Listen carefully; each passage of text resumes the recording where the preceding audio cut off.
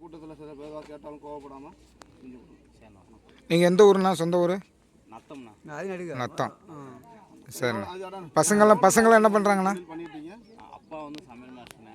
நான் வந்து இதில் வந்து ஒரு 9 வருஷம் பண்ணிக்கிட்டு இருக்கேன். பிள்ளைங்களாம் என்ன பண்ணுறாங்கண்ணா? பிள்ளைங்களாம் வந்து படிக்கிறாங்க. பெரிய பாப்பா 11வது படிக்குது, தம்பி 8வது படிக்கிறாரு, சின்ன பாப்பா வந்து 5வது படிக்குது. உங்கள் வீட்டில் நீங்கள் மட்டும்தான் சமையல் மாஸ்டரா?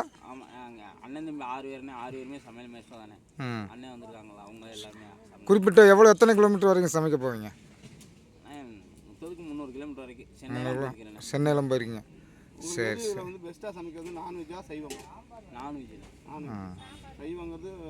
சைவங்கிறது வேலை கூட, ஆனால் பட் வந்து சாப்பாட்டை பொறுத்த வரைக்கும் வந்து சைவம் தான் பெஸ்ட்டு. இப்போ எல்லாமே நடைமுறை மாறிடுச்சு. ஒரு 1000 பேருக்கு சமைக்கணும்னா எவ்வளோ வரும்ண்ணா? 1000 பேர் இப்போ கும்பாபிஷேகம்னு வச்சுங்களேன், குறிப்பிட்ட ஒரு அன்னதானத்துக்கு 1000 பேருக்கு சமைக்கணும் அப்படின்னா எவ்வளவு வரும்? எவ்வளவு மொத்தம் ஒரு குத்து மதிப்பு? 40,000. உங்களுக்கு மட்டும்? ஜாமான் எவ்வளோ வரும்? ஜாமான் வந்து 60 ரூபா வந்துடும்ண்ணா. 60 ரூபா வந்துடும். 60,000. நீங்கள் சொல்கிற பார்த்தா 1000 பேருக்கு 1 லட்ச ரூபா. அப்போ 60 40,000 உங்களுக்கு எப்படி சமையல் சப்ளையரும் சேர்த்தா சமைக்க மாட்டேன்? சப்ளையரும் சேர்த்து நீங்களே? சரிண்ணா சரிண்ணா சரிண்ணா. சொந்த ஊர்னா? திண்டுக்கலா? திண்டுக்கல் மாவட்டம் நத்தம் கிராமம் புதுப்பட்டி. சரிண்ணா சரிண்ணா. சரி, இந்த கோயிலுக்கு வந்து உங்களுக்கு எப்படி பலன் எப்படி இருக்குண்ணா? நல்லா இருக்கு. நல்லா இருக்குண்ணா. சந்தோஷம், அதுவே போதுண்ணா. சரிண்ணா, நன்றிண்ணா.